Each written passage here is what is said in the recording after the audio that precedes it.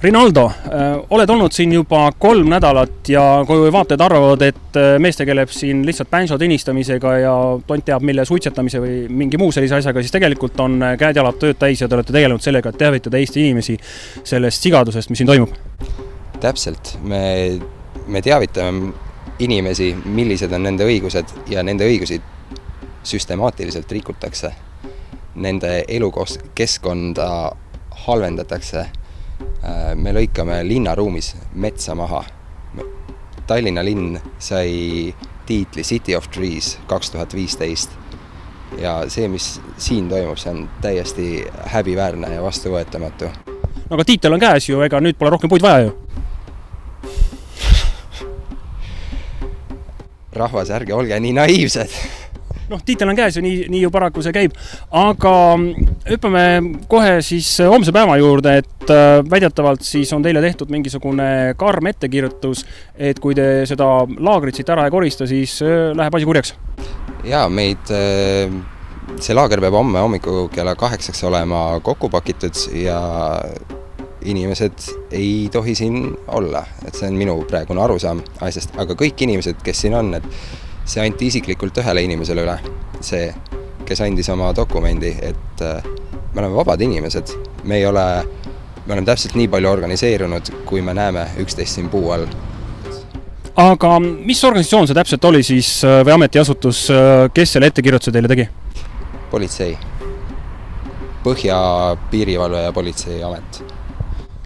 Ja kui ma vaatan siin veel nädalaga tagasi siis teil ka välikemmerg, et kuhu see kadus? Hea ettevõtja, kes tõi meile sanitaarolukorra parandamiseks välikäimla. Teda hakati santaseerima lihtsalt. Mupa poolt Tallinna linnavalitsusest ja me isegi vahetasime WC asukohta, me panime ta majale lähemale ja ka see ei sobinud ja lihtsalt ettevõtja, ta ei saa endale selliseid asju lubada. Ehk siis tegelikult kulisside taga käib ikkagi päris tõsine sõda puukaitsjatega, et lihtsalt ei ole veel juletud tulla siia, et teile natuke kumminuuti anda? Kumminuuti ei ole tulnud keegi andma, et politsei on tegelikult väga mõistlik inimeste, nad ju mõistavad, nad ise elavad ka siin samas. Aga nemad seisavad muidugi hea korra eest. Aga seda lugu vaadates tekib selline tunne, et ametnikule on südametunnistus keelatud? Ametnikul on südametunnistus sealt, kus tema siis palk tuleb. Ja sealt edasi läheb see siis sinnamaani välja. Me võime küsida, et kust tuleb raha, kellele läheb raha, kes ehitab seda. Aga raha tegelikult ju tuleb kodanike taskust hakkame peale, et kuidas on nii läinud, et ametnikud tegelikult kodanike suhtes, nendel ei ole mingit südametunnistus, nad on valesti aru saanud sellest, kes nende palgaandja on. See tee-ehituse raha tuleb Euroopa Liidult ja see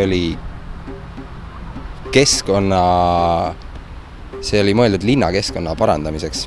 Sellisest kohast tuleb see raha. Aga kas seda ei oleks võimalik kohtusse näiteks anda, et see ju halvendab tegelikult paljude elanike olukorda drastiliselt? Tõesti, see halvendab drastiliselt. On võimalik kohtusse anda ja me annamegi selle kohtusse, lihtsalt kohtud on aeglased. Sellepärast ka meil homme hommiku kell 8, samal ajal kui laager peab kokku olema pakitud, on pressikonverents, kuhu me oleme kutsunud ka Nordeconi esindaja, pressiesindajad ja kohaliku omavalitsuse esindajad. Ja mis te teete siis oma hommikul peale seda pressikonverentsi? Pakite pillid kotti ja lähete igamees koju või võitlete puuest edasi? Homse päeva kohta selgub tõde hommiku kell 8. Aga millised on teie kavad? Me lähtume sealt nagu rahumeelne sõdalane, et me reageerime sellele adekvaatselt, mis on hetke olukord. Et hetkel me praegu ei tea, mis toimub. See kõik oleneb meist, see kõik oleneb teist. Aga võtaks nüüd korraks selle puu teema ka veel nagu lähemalt letti, et norralane, kes siin on ju asjatundja ja puud usinasti kaitsmas, on öelnud seda, et tegelikkuses ei oleks seda puud üldse vaja maha võtta, et piisab isegi pisematest parandustest projektis, et see puu alles jätta. Tõesti, isegi see puu on ette nähtud projekti järgi jääma haljasalale tegelikkuses. pisikesed parandused on, et saab panna ventilatsioonitorud tee alla juurtele, mis jäävad siis tõesti tee alla, seda puud saab säästa, see puu jääb, see puu on täiesti terve. Aga kui seal nagu saaks seda säästa, et no, mille taga see asi siis on, miks peab seda maha raiuma? See on otsus, see on lihtsalt nii suur projekt, et meil millegipärast, et mida suurem on projekt, mida rohkem on raha taga, seda väiksem tundub olevat ametniku südametunnistus ja tema vastutuse võimekus. Neil on vastutusvõime olemas, ja nende võimekus võtta see vastutus ja midagi muuta ja istuda maha ja rääkida ja arutada toimivaid lahendusi. See tundub, et praegu on puudu. Tegelikult tekib juba kohati selline tunne, et nii nagu Nõukogude Liidu ajal, et tegelikult oleks parem sellest suurest liidust välja astuda, jääda nendest eurorahadest ilma, jagata ise mõistliku eluterve inimesena, looma ise omale kasulikku keskkonda, mitte selleks, et tulutada kellegi võõrast raha. Täpselt. No, tulles tagasi Nõukogude Liidu juurde, Nõukogude Liit tunnistas 86. aastal Väike-Õismäe planeeringu üleliiduliselt, siis ma nüüd eksin, äkki oli miljöö väärtuslikuks, et ta on väärtuslik elukeskkond ja selle oluliseks osaks oli kõrghaljastus. 273 miljonit inimest.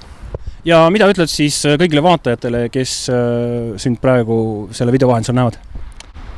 Tulge homme kell 8 hommikul kohale.